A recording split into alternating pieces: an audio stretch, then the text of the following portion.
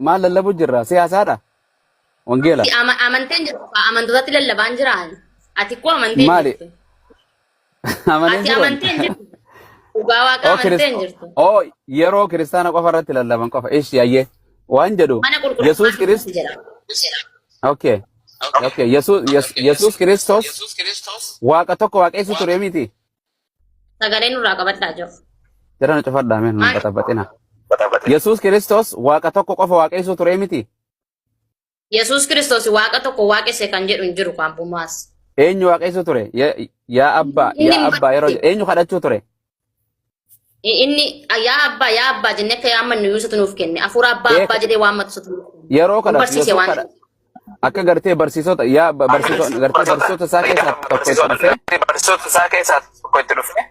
barsiisota isaa keessaa tokko itti dhufe akkuma Yohaannis gartee kadhata barsiisetti kadhata nu barsiisii jedheen himi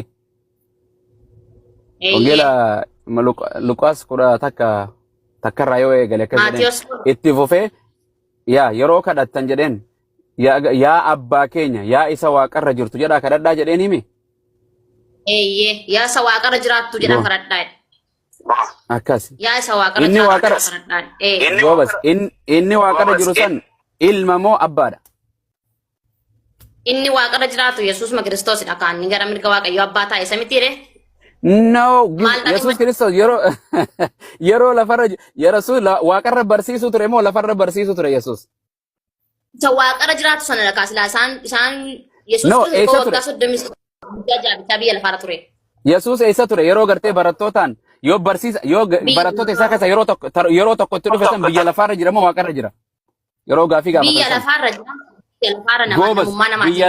biyya lafarra jira fooniin jira moo hafuuraan jira maal jechuudha fooniin isaanitti foon namummaatiin mul'ate bar garuu waaqummaan anis iddoo goobas yeroo dhaabbatee foonitti dura dhaabbatee barataa isaa ka gaafii gaafate saniif deebisu eenyu kadhadhaa jedheen ana kan lafarra jiru kana kan foonii kana kadhadhaa jedheen moo abbaa isa waaqarra jiru kadhadhaa jedheen ana jechuudhaaf namummaa foonii uffatee dhufe jechuun kan ana waaqeffadhaa jedhas jira jechuun anatti amanaa jechuun iyyuu na waaqeffadhaa jechuudha giin iddoo sanatti garuu yaa isa waaqarra jiraattu jedheemi waaqarra jiraata malee lafarra jiraatee reenna eenyu kan waaqarra jiraatu kan waaqarra jiraatu ilma moo abbaadha gara mirga Waaqayyoo abbaa kan ta'e Yesuus Kiristoosidha no mirgi eegadu amma ol bee bar amma malee gaafa biyya lafarra jiru mirgan turre bar Yesuus indees jiraata ka jireenyi isaatti eega fannoo booda ol bee moo Yesuus Kristos fannoo dura kana barsiise moo abbaa isa waaqarra jiru kadhadhaa gaafa jedheen eega du'aa ka'e moo eega du'aan ka'in dura hojii masaa yeroo hojjetaa jirutti yeroo hojii masaa hojjetaa yeroo sana yeroo mirga abbaa jiru jedheen moo yeroo lafarra jiru jedheen lafarra isaan bira jira bar isaan bira jira kanaafuu jiraatanii gara mirga Waaqayyoo abbaatti kan ol ba'edha kan deebi'uudha amma ol bee bar gaaf mirga abbaa taa'eeti barattoota barsiise moo lafarra taa'ee barsiise foon uffatee dhufeetu isaan walakkaa taa'ee barsiise yaa lafarra goobas fudhadhe yeroo lafarra jiru sana eenyu kadhadhaa jedheen yaa isa waaqarra jiraattu jedhaa kadhadhaa jedheen waaqarra jiraata malee sila lafarra jiraataa eenyu kan waaqarra jiraatu yaa qorot Yesuus Kiristoos kan mirga Waaqayyoo abbaa taa'e samiti ani bar gaafii Yesuus amma isa jiraan jenne yoo amma isa jira siin jedhe mirga abbaa akkuma gartee hojii ergamoota 755 irraa san Istifaanos afur qulqulluun guutame Yesuus Kiristoosiin ilma namaa kan mirga Waaqayyoo dhaabbatu argee jira bantiiwwan waaqaa banamanii osoo ijaan libsatin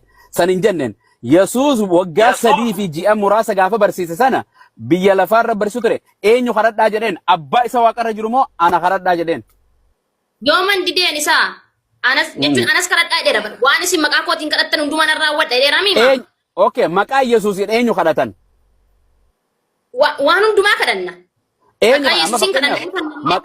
maqaa Yesuus yoo kadhattan inni eenyu kan namaa kannu san Yesuusuma isma kadhannu sanan nuuf kenna no abbaan inni waaqarra isin dubbisaa jedha geeffa okay si dubbisa waan isin maqaa kootiin kadhattan narraa abbaan irraa abbaadha kan kannu maqaa kootiin waan kadhattan kan raawwa abbaadha kan namaa kannu Yesuus himi okay si dubbisa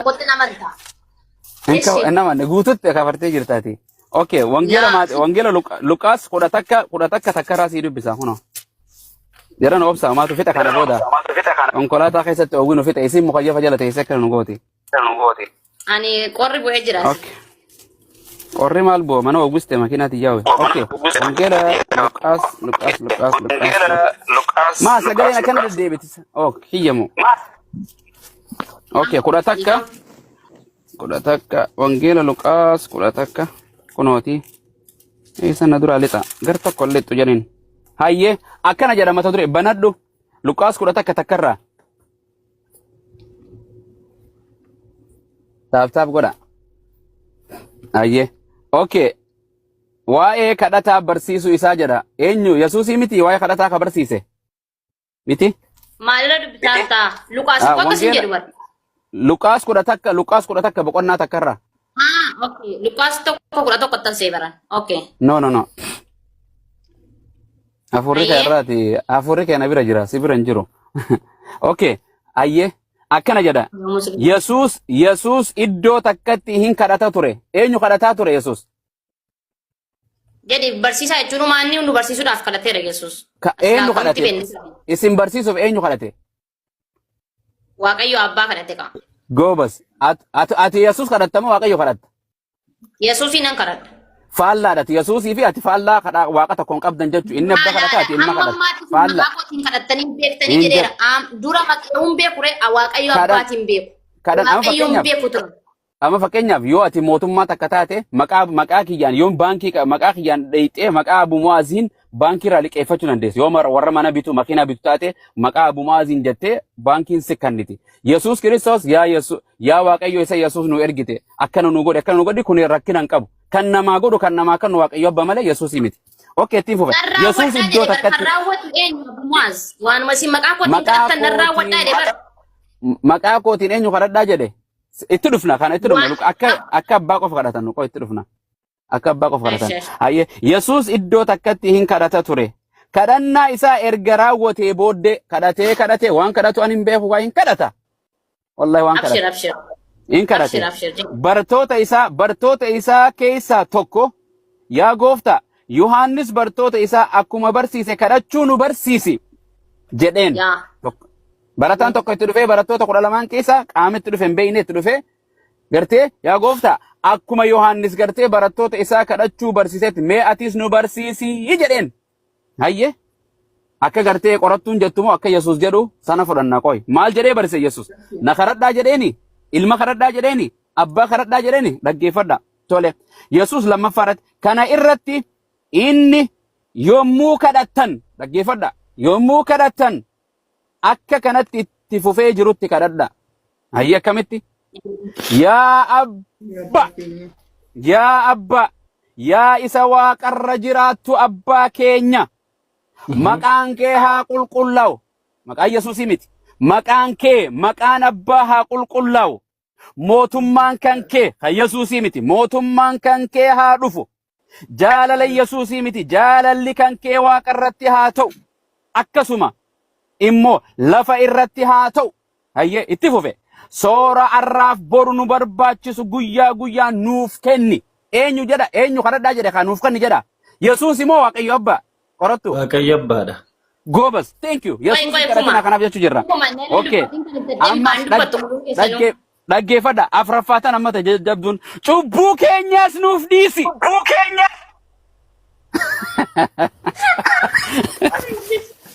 Microphone anna deebise anaa miti.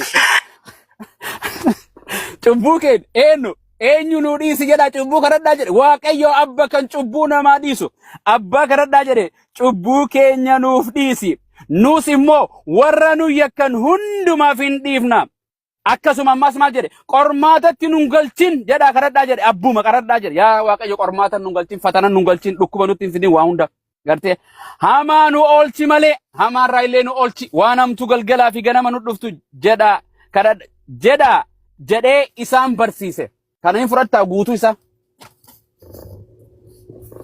sirriitti fudhadha goobas abbaan kadhatta abbaan kadhatta way gaamma achi kaanee dubbifna dhaggeessa mootummaan Waaqayyo akka dhufu jedhe miti mootummaan kee haa dhufu jedhaati kadhadhaa jedhe mootummaa koo jedhaan jenne jedhe miti okay wangeela Maatiyos boqonnaa 16:28 naa baasime.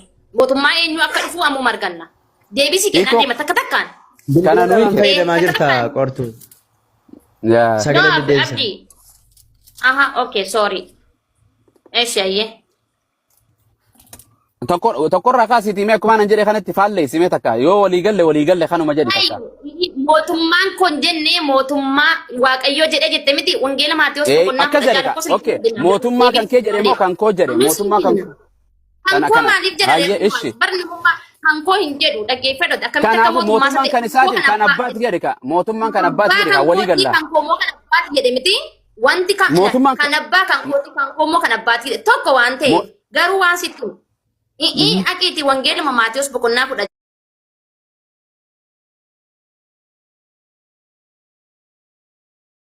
Jaalakkoota 28